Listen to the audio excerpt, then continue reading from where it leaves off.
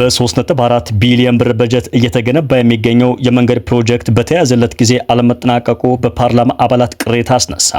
በማዕከላዊ ኢትዮጵያ ክልል ከ3.4 ቢሊዮን ብር በላይ በሆነ በጀት እየተገነባ የሚገኘው 49.17 ኪሎ ሜትር ርዝመት ያለው የሆሳዕና ጃጁራ ጊምቢቹ ጃቾ የመንገድ ፕሮጀክት አፈጻጸሙ ዝቅተኛ ነው መባሉን ቦርከና ከህዝብ ተወካዮች ምክር ቤት ያገኘው መረጃ ያመለክታል። በቀዳሚነት ይዘነዋል። በዳሰነች ወረዳ ተጥሎ የነበረው እገዳ መነሳቱ ተገለጸ። በደቡብ ኦሞ ዞን ዳሰነች ወረዳ አካባቢ በነበረው የማርበርግ ቫይረስ ስርጭት ስጋት ምክንያት በትምህርት ቤቶች፣ የህዝብ ማመላለሻ ትራንስፖርት አገልግሎትና ሌሎችም ህዝብ የሚሰበሰቡባቸው ሁነቶች ላይ ተጥሎ የነበረው እገዳ በከፊል ተነስቷል ተብሏል። ዝርዝር መረጃ አካትናል። የኢትዮጵያ ብሔራዊ ባንክ በገንዘብ አስተላላፊዎች ላይ እርምጃ እንደሚወስድ አስታውቋል። ባንኩ ምሽት ላይ ያወጣው የማስጠንቀቂያ መረጃ በዜናችን አካትነዋል። ኢትዮ ቴሌኮም በአገልግሎቶች ላይ የክፍያ ጭማሪ ማድረጉን አስታውቋል። ሀገር በቀሉ የቴሌኮም አገልግሎት ድርጅት ኢትዮ ቴሌኮም የሀገሪቱን የማክሮ ኢኮኖሚክ ሁኔታ ታሳቢ ያደረገ ያለውን የ23 በመቶ የዋጋ ማስተካከያ ወይም ጭማሪ ማድረጉን አስታውቋል። ሌላኛው በዝርዝር የምንመለከተው የሰዓቱ ዜናችን ነው። ጥር ላይ የሚሰጠውን የመውጫ ፈተና በተመለከተ ተፈታኝ ተማሪዎች ጥያቄ አንስተዋል። የትምህርት ሚኒስቴር በበኩሉ ምላሽ ያለውን አስታውቋል። በዜናችን አካትነዋል። ከውጭ የጸጥታው ምክር ቤት እስራኤል ለሶማሌላንድ እውቅና መስጠቷን አወገዘ። የተባበሩት መንግስታት ድርጅት የጸጥታው ምክር ቤት ሌሊት ላይ ባካሄደው አስቸኳይ ጉባኤ ከ15 አባል ሀገራት ውስጥ አሜሪካ ብቻ ሳትቃወም ቀርታለች። ቀሪዎቹ 14 ሀገራት ደግሞ የእስራኤልን እርምጃ ተቃውመዋል ተብሏል። ከባህር ማዶ በትንታኔ የምንመለከተው የሰዓቱ መረጃችን ነው። ጤና ይስጥልን የተወደዳችሁ የቦርከና ሚዲያ ቤተሰቦቻችን፣ የሰዓቱ ዜናችን አበይት ዜናዎችን በማስቀደም ጀምሯል። በዝርዝር እንመለከታቸዋለን። በቅድሚያ በ3.4 ቢሊዮን ብር በጀት እየተገነባ የሚገኘው የመንገድ ፕሮጀክት በተያዘለት ጊዜ አለመጠናቀቁ በፓርላማ አባላት ቅሬታ አስነሳ። በማዕከላዊ ኢትዮጵያ ክልል ከ3.4 ቢሊዮን ብር በላይ በሆነ በጀት እየተገነባ የሚገኘው 49 ኪሎ ሜትር ርዝመት ያለው የሆሳዕና ጃጁራ ጊምቢቹ ጃቾ መንገድ ፕሮጀክት አፈጻጸሙ ዝቅተኛ ነው መባሉን ቦርከና ከህዝብ ተወካዮች ምክር ቤት ያገኘው መረጃ ያመለክታል። ፕሮጀክቱ ራሱን ማየትና መፈተሽ እንዳለበት የህዝብ ተወካዮች ምክር ቤት የከተማ መሰረተ ልማትና ትራንስፖርት ጉዳዮች ቋሚ ኮሚቴ አሳስቧል። ቋሚ ኮሚቴው ፕሮጀክቱን በጎበኘበት ወቅት ፕሮጀክቱ በ3 ዓመታት ውስጥ ሊጠናቀቅ ታቅዶ ከ3.4 ቢሊዮን ብር በላይ ተበጅቶለት የካቲት 30 ቀን 2015 ዓ.ም የተጀመረ ቢሆንም የመንገድ ፕሮጀክቱ አፈጻጸም ግን ዝቅተኛ ነው ተብሏል። አብዛኛው የስራ ቁፋሮ ብቻ በመሆኑ መንገዱን የሚጠቀሙና በመንገድ ዳር የሚኖሩ የማህበረሰብ ክፍሎች በአቧራ እየተማረሩ ስለሆነም ለጊዜውም ቢሆን ውሃ በመርጨት ጊዜያዊ መፍትሄ መስጠት አስፈላጊ መሆኑንም ቋሚ ኮሚቴው ገልጿል። የኢትዮጵያ መንገዶች አስተዳደር ከተቋራጩ ጋር ያለው ቅንጅትና መናበብ ጥሩ ቢሆንም በፕሮጀክቱ ላይ ውጤት ማምጣት እንዳልቻለ የቋሚ ኮሚቴው አስተባባሪ ታለፍ ታወቅ በጉብኝቱ ወቅት ተናግረዋል። የፕሮጀክቱ አማካሪ አሁንም የማስተካከያ እቅድ አውጥቶ በቀሪው ጊዜ መስራትና ብዙ የህዝብ ሀብት የፈሰሰበትን መንገድ በታቀደለት ጊዜና በጀት ለማጠናቀቅ መስራት እንደሚገባው አሳስበዋል። የክልሉ አመራሮች በበኩላቸው ፕሮጀክቱን የያዘው ተቋራጭ በፊት የነበረው አፈጻጸም ጥሩ የነበረ ቢሆንም በዚህ ፕሮጀክት ግን ያለው አፈጻጸም ዝቅተኛ መሆኑን ተናግረዋል። በመሆኑም ፕሮጀክቱ የህዝብ ቅሬታ ያለበት በመሆኑ ይህንን ፕሮጀክት የሚያስተባብረው የኢትዮጵያ መንገዶች አስተዳደር የሶዶ አካባቢ ፕሮጀክት ማኔጅመንት ጽሕፈት ቤት ራሱን ማየትና መፈተሽ እንዳለበትም የቋሚ ኮሚቴው አባላትና የአካባቢው አመራሮች ማሳሰቢያ ሰጥተዋል ተብሏል። በኢትዮጵያ መንገዶች አስተዳደር የሶዶ አካባቢ ፕሮጀክት ማኔጅመንት ጽሕፈት ቤት ምክትል ስራ አስኪያጅ ተመስገን አሸናፊ በበኩላቸው የመንገድ ፕሮጀክቱ የ28 ኪሎ ሜትር የመሰረት ንጣፍ የተሰራለት መሆኑን ገልጸው የፕሮጀክቱ ጠቅላላ አፈጻጸም 38 በመቶ እንደደረሰ አብራርተዋል። ምክትል ስራ አስኪያጁ በቀጣይ ፕሮጀክቱን በፍጥነት ለማጠናቀቅ እየተሰራ መሆኑንም ገልጸዋል። የመንገድ ፕሮጀክቱ የካቲት 29 ቀን 2018 ዓ.ም እንደሚጠናቀቅና የ79 ሚሊዮን ብር የዋጋ ማስተካከያ እንደተደረገበት የፕሮጀክት ማኔጅመንት ጽሕፈት ቤቱ ማሳወቁን ቦርከና ከህዝብ ተወካዮች ምክር ቤት የማህበራዊ ትስስር ገጽ ያገኘው መረጃ ያመለክታል። በዳሰነች ወረዳ ተጥሎ የነበረው እገዳ መነሳቱ ተገለጸ። በደቡብ ኦሞ ዞን ዳሰነች ወረዳ አካባቢ በነበረው የማርበርግ ቫይረስ ስርጭት ስጋት ምክንያት በትምህርት ቤቶች፣ የህዝብ ማመላለሻ ትራንስፖርት አገልግሎትና ሌሎችም ህዝብ የሚሰበሰብባቸው ሁነቶች ላይ ተጥሎ የነበረው እገዳ በከፊል ተነስቷል ተብሏል።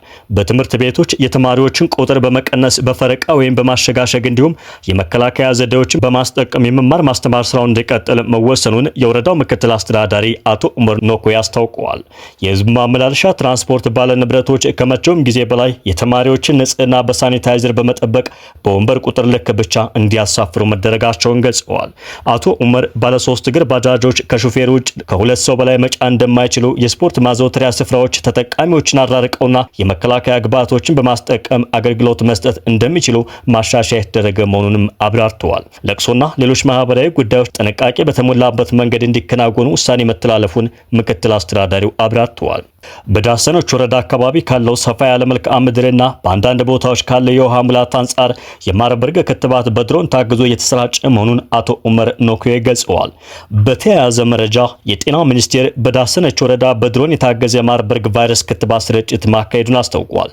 የኢፌዴሪ ጤና ሚኒስቴር ከኢትዮጵያ ኢንፎርሜሽን መረብ ደህንነት አስተዳደር ጋር በመተባበር በደቡብ ኢትዮጵያ ክልል ዳሰነች ወረዳ በድሮን የታገዘ የክትባት ስርጭት እንዳካሄደ ገልጿል። ሚኒስቴሩ የማርበርግ ቫይረስ ስጋት ባለባቸው አካባቢዎች የወረርሽኙን ስርጭት ለመግታትና ራቅ ያሉ አካባቢዎች የሚገኙ ዜጎችን ለመታደግ ህይወት አድን መድኃኒቶችንና ክትባቶችን በድሮን የማድረስ ስራ ተከናውኗል ብለዋል። የዳሰነች ወረዳ ካለው ራቅ ያለ መልክዓ ምድር አኳያ በመኪና ለማጓጓዝ ረጅም ሰዓታት ይወስድ የነበረውን ጉዞ በድሮን በመታገዝ በጥቂት ደቂቃዎች ውስጥ ክትባቱን በኔጌቲቭ 80 ዲግሪ ሴልሺየስ ቅዝቃዜ ጠብቆ በማድረስ ለአካባቢው ማህበረሰብ ክትባቱን መስጠት ተጀምሯል ሲሉም አመላክተዋል። ይህም ተግባር የጤና ሚኒስቴርና የኢትዮጵያ መድኃኒት አቅርቦት አገልግሎት የቴክኖሎጂ ውጤቶችን በመጠቀም ወረርሽኞችን ቀድሞ የመከላከልና የመቆጣጠር አቅሙን ወደ ላቀ ደረጃ ማሸጋገሩን በተግባር ያሳየበት ነው ተብሏል። በተጨማሪም ኢትዮጵያ ወረርሽኝን ለመመከት የራሷን የውስጥ አቅምና የቴክኖሎጂ ውጤቶችን መጠቀም መጀመሯን የሚያሳይ ትልቅ ማሳያ ነው ያለው ሚኒስቴሩ፣ በቀጣይም ይህ በድሮን መድኃኒት የማድረስ አገልግሎት ከባለድርሻ አካላት ጋር ተጠናክሮ እንደሚቀጥል ጠቁመዋል። የመውጫ ፈተና እንዳልተራዘመ የትምህርት ሚኒስቴር አስታወቀ። ጥር ላይ የሚሰጠው የመውጫ ፈተና ወይም ኤግዚት ኤግዛም ተራዝሟል በሚል እየተሰራጨ የሚገኘው መረጃ የተሳሳተ ሲሆን ፈተናው አልተራዘመም፣ በታቀደለት ጊዜ ይሰጣል ተብሏል። ምዝገባ ባለፈው አርብ ዕለት 10 ሰዓት ላይ የተጠናቀቀ ሲሆን በክፍያና አንዳንድ ጉዳዮች ላይ የተቸገሩ እንዲያጠናቅቁ እስከዛሬ ማለትም ታህሳስ 21 ቀን 2018 ዓ.ም ድረስ ጊዜ እንደተሰጣቸው ቦርከና የደረሰው መረጃ ያመላክታል። በ2018 ዓ.ም ጥር ላይ ይሰጣል የተባለው የመውጫ ፈተና ተራዝሟል የሚል አወዛጋቢ መረጃ ደረሰን በሚል ትምህርት ሚኒስቴር ምላሽ እንዲጠየቅላቸው በርካቶች እየጠየቁ ይገኛሉ። በጥር ወር ይሰጣል ከመባል በዘለለ ፈተናው የሚሰጥበት ትክክለኛ ቀን ይፋ ለመደረጉ እንዳሳስባቸውም ተፈታኞች ገልጸዋል። ለጥያቄው ምላሽና ማብራሪያ የሰጠው የትምህርት ሚኒስቴር ጉዳዩ የሚመለከተው የፈተናዎች አገልግሎት እንደሆነ አስታውቋል። አንድ የተቋሙ ከፍተኛ አመራር በሰጡት ምላሽ ምዝገባው አርብ ነው የተጠናቀቀው፣ አይራዘምም፣ ቁርጥ ያለ ቀኑን አላሳወቅንም፣ በቅርቡ በቀናት ውስጥ እናሳውቃለን ብለዋል። ፈተናው አልተራዘመም ይሰጣል ያሉት አመራሩ ምዝገባ ደግሞ አርብ ዕለት ወደ 10 ሰዓት አጠናቀናል። በክፍያና አንዳንድ ነገሮች ላይ የተቸገሩ እንዲያጠናቅቁ እስከዛሬ ማክሰኞ ታህሳስ 21 ቀን 2018 ዓ.ም ድረስ ጊዜ ሰጥናቸዋል። ለሁሉም ሳይሆን ለተወሰኑ ጥያቄ ላቀረቡ ሲሉ አክለዋል። ጥያቄዎች ያቀረቡት ተማሪዎች ናቸው። እስከዛሬ እንደሚሰጠው ፈተናው እንደሚሰጥ የገለጹት አመራሩ የፈተናው ጊዜ ከጥር መጨረሻ እስከ የካቲት 2018 ዓ.ም መጀመሪያ ሳምንት አያልፍም ሲሉም ተናግረዋል። የመውጫ ፈተናውን በተመለከተ አዲስ ማሻሻያዎች ካሉ በቅርቡ እንደሚያሳውቁም አስታውቀዋል።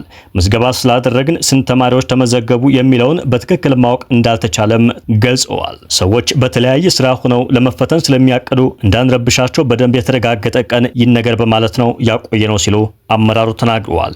ከክፍያና ከተለያዩ ሁኔታዎች ጋር ከትምህርትና ስልጠና ባለስልጣን ጋር እንገመግመዋለን። ያ ውሳኔ ላይ ካለፈ በኋላ ትክክለኛ ቀኑን እናሳውቃለን ሲሉ ገልጸዋል። የብሔራዊ ባንክ ጥብቅ መመሪያ ወጣ።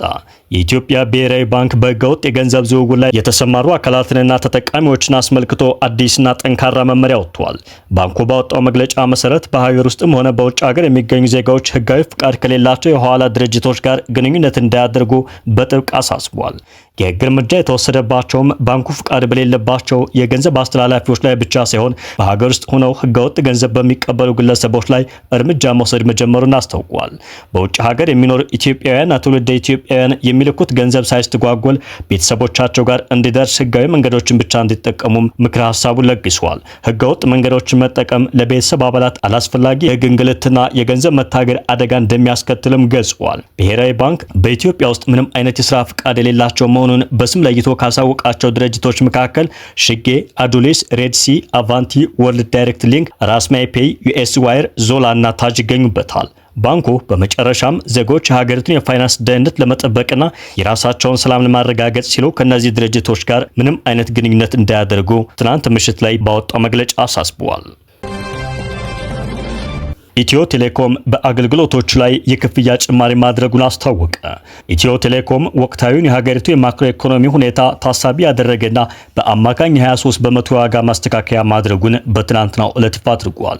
ሀገር በቀሉ የቴሌኮም አገልግሎት ድርጅት ኢትዮ ቴሌኮም ላለፉት 6 ዓመታት ሲያከናውን የቆየውን ተከታታይ የታሪፍ ቅናሽና የመሰረተ ልማት ማስፋፊያ ተከትሎ አሁን ላይ ያለውን የማክሮ ኢኮኖሚ ሁኔታ ከግምት ውስጥ እያስገባ መጠነኛ የታሪፍ ማስተካከያ አድርጊያለሁ ብለዋል። ኩባንያው ማስተካከያ ያደረገው የስራ ማስኬጃ ወጪዎች መጨመሩን ተከትሎ የአገልግሎቱን ቀጣይነት ለማረጋገጥ መሆኑንም ገልጿል። ኩባንያው ባወጣው መግለጫ እንዳመላከተው ከሆነ ባለፉት 6 ዓመታት የደንበኞችን የመግዛት አቅም ያገናዘቡ ቅናሾችን በማድረጉ የደንበኞችን ቁጥር ከ86 ሚሊዮን በላይ ማድረስ ችሏል። በተመሳሳይ መልኩ የቴሌብር ተጠቃሚዎች ቁጥር ከ56 ሚሊዮን ማለፉን የገለጸው ኩባንያው ይህም ለሀገሪቱ ዲጂታል ኢትዮጵያ 2025 ስትራቴጂ ስኬት ትልቅ ሚና መጫወቱን አመላክቷል። የታሪፍ ማስተካከያው የተደረገባቸውን ምክንያቶች የገለጸው ድርጅቱ እየታዩ ያሉ የማክሮ ኢኮኖሚ ሁኔታዎች እንዲሁም የካፒታልና የስራ ማስኬጃ ወጪዎች መጨመር ዋነኞቹ መሆናቸውን ጠቁመዋል። ይህ እርምጃ ኩባንያው በመላ ሀገሪቱ የጀመረውን የዲጂታል መሰረተ ልማት ማስፋፋት በዘላቂነት ለማጠናከር ያለመ መሆኑን ተገልጿል። ይሁን እንጂ ማስተካከያው ሲደረግ የማህበረሰቡን የተለያዩ ክፍሎች ተጠቃሚነት ከግምት ውስጥ እያስገቡ ልዩ ልዩ ድጋፎች መካተታቸውንም ኩባንያው አስታውቋል። ከነዚህም መካከል ደንበኞች በቴሌብር ጥቅል ሲገዙ ያገኙት የነበረው የ10 በመቶ ቅናሽ ወደ 20 በመቶ ከፍ እንዲል ተደርጓል። ይሁን እንጂ በርካታ ደንበኞች የሚጠቀሙባቸው 38 የተለያዩ ጥቅሎች ላይ ምንም አይነት የዋጋ ጭማሪ አልተደረገም ብለዋል። ዝቅተኛ ገቢ ያላቸው ዜጋዎች የሚጠቀሙባቸው የ1 ብር፣ የ2 ብር፣ የ5 ብርና የ1 ሰዓት ጥቅሎች ባሉበት ዋጋ ቀጥለዋል ሲል ተቋሙ አስታውቋል። በሌላ በኩል በኢትዮጵያ የቴሌኮም ዘርፍ ውስጥ ሁለተኛው ግዙፍ ኦፕሬተር በመሆን እየሰራ የሚገኘው የውጭ ኩባንያው ሳፋሪኮም ኢትዮጵያ በዳታ ወይም ኢንተርኔት ጥቅል አገልግሎቶች ላይ ከቀናት በፊት እስከ 82 በመቶ የሚደርስ የዋጋ ጭማሪ ማድረጉን አስታውቋል። የጸጥታው ምክር ቤት እስራኤል ለሶማሌላንድ እውቅና መስጠቷን አወገዘም። የተባበሩት መንግስታት ድርጅት የጸጥታው ምክር ቤት ሌሊት ላይ ባካሄደው አስቸኳይ ጉባኤ ከ15ቱ አባል ሀገራት ውስጥ አሜሪካ ብቻ ናት ያልተቃወመችው ተብሏል። ቀሪዎቹ 14 አባል ሀገራት የእስራኤል እርምጃ በፍልስጤም ላይ አሉታዊ ተጽዕኖ ያሳድራል ሲሉ ስጋታቸውን ገልጸዋል። በተባበሩት መንግስታት ድርጅት የሶማሊያ አምባሳደር አቡበከር ዳሂር ኦስማን ፍልስጤማውያንን ወደ ሰሜናዊ ሶማሊያ ለማዘዋወር የተሸረበ ሴራ ነው በማለት ተችተዋል። ኦስማን አክለውም ውሳኔው የተከፋፈለችው ሶማሊያን ብቻ ሳይሆን የአፍሪካ ቀንድና የቀይ ባህር ቀጠናን ደህንነት ያናጋል ብለዋል። ምክር ቤቱ አስቸኳይ ጉባኤ የጠራው ሶማሊያ ባቀረበችው ጥያቄ መሰረት ነው ተብሏል። በተባበሩት መንግስታት ድርጅት የአሜሪካ ምክትል ተወካይ የሆኑት ታሚ ብሩስ ሌላ ማንኛውም ሉዓላዊ ሀገር እንደሚያደርገው ሁሉ እስራኤልም ዲፕሎማሲያዊ ግንኙነት የመመስረት መብት አላት ብለዋል። ሀገራቸው አሜሪካ ለሶማሊላንድ ያላትን ወቅታዊ አቋም በተመለከተም ዲፕሎማቷ አሜሪካ ለሶማሊላንድ እውቅና እንዳትሰጥ የተባለ ነገር የለም፣ የአሜሪካ ፖሊሲ መቼም ቢሆን አይቀየርም ሲሉ ተናግረዋል። በተባበሩት መንግስታት ድርጅት የእስራኤል አምባሳደር ጆናታን ሚለር በበኩላቸው የእስራኤል እውቅና በሶማሊያ ላይ የተቃጣ ጥቃት አይደለም፣ የሁለትዮሽ ውይይቶችንም አይገድብም ብለዋል። እውቅና መስጠት ማፈንገጥ አይደለም ያሉት ሚለር እድል መስጠት ነው በማለት ሀገራቸው አቋሟን እንደማትቀይር አስረድተዋል። 22 የአረብ ሀገራትን በመወከል ንግግር ያደረገው ማጁድ አብደልፈታህ አብዱልአዚዝ ፍልስጤማውያንን ለማፈናቀል ተብሎ የሚደረግ ህገወጥ እውቅና ተቀባይነት የለውም ብለዋል። አብዱልአዚዝ አክለውም የሰሜን ሶማሊያ ወደቦችን ለወታደራዊ ጣቢያ ለመጠቀም የሚደረገውን አካሄድ አንደግፍም ሲሉ ገልጸዋል። ቻይና እና ዩናይትድ ኪንግደምም የእስራኤልን እርምጃ እንደሚቃወሙ አስታውቀዋል። በድርጅቱ የቻይና ተወካይ ሰንሊ የሶማሊያን ግዛት ለመከፋፈል የሚደረግ ውሳኔ እንቃወማለን በማለት ቻይና እርምጃውን እንደማትደግፍ አስታውቀዋል። አንድም ሀገር ለራሱ ጂኦግራፊያዊ ፍላጎቱ ሲል ተገንጣዮችን ማገዝና መርዳት የለበትም ሲሉ አውግዘዋል። የቀድሞዋ የሶማሊላንድ ቅኝ ገዢ የሆነችው ዩናይትድ ኪንግደም በበኩሏ እስራኤል ለተገንጣይ የሶማሊያ ግዛት እውቅና መስጠቷን የተሳሳተ ውሳኔ ነው በማለት ገልጸዋለች። ከሶማሊያ ተገንጥላ ነጻነቷን ላወጀችው ሶማሊላንድ የሀገርነት እውቅና እንደማትሰጥ አስታውቃለች። ለሶማሊያ ሉዓላዊነትና የግዛት አንድነት ያላትን ድጋፍ ያረጋገጠችው ዩናይትድ ኪንግደም ዓለም አቀፍ ድንበሮችና የግዛት አንድነት እንዲከበሩ ጠይቃለች። በተባበሩት መንግስታት ድርጅት የዩናይትድ ኪንግደም ተወካይ የሆኑት አምባሳደር ጄምስ ካሩኪ በጸጥታው ምክር ቤት ስብሰባ ላይ ባደረጉት ንግግር ዩናይትድ ኪንግደም ለሶማሌላንድ ነጻነት እውቅና አትሰጥም ሲሉ ተናግረዋል። በሶማሌላንድ የእውቅና ሁኔታ ላይ የሚደረግ ማንኛውም ለውጥ በሞቃዲሾና በሀርጌሳ መካከል በሚደረግ ውይይትና የጋራ ስምምነት ላይ እየተመሰረተ መሆን አለበት ያሉት ካሩኪ ከተባበሩት መንግስታት ድርጅት ቻርተር ዓላማዎችና መርሆች ጋር መጣጣም እንዳለበት እናምናለን ሲሉ የሀገራቸውን አቋም ገልጸዋል። የቀጠናውን ሰላምና ደህንነትን አደጋ ላይ የሚጥል ማንኛውም እርምጃ ያሳዝነናል ብለዋል። የሶማሊያ ፌዴራል መንግስትና የሶማሌላንድ ባለስልጣናት ልዩነቶቻቸውን እንዲፈቱና የጋራ ስጋት በሚደቅኑባቸው ጉዳዮች ላይ በጋራ እንዲሰሩም ጥሪ አቅርበዋል። ካሩኪ በምክር ቤቱ ስብሰባ ላይ ከሶማሊያ የውስጥ ክፍፍል የሚጠቀሙት አልሸባብና ሌሎች ሽብርተኛ ቡድኖች ናቸው ሲሉም ተናግረዋል። ለሉዓላዊነት የሚደረጉ ውሳኔዎች በምክክርና በውይይት ላይ ብቻ መመስረት እንዳለባቸውም አመላክተዋል። የተወደዳችሁ የቦርከና ሚዲያ ቤተሰቦቻችን የሰዓቱ ዜናችን ተጠናቀቀ።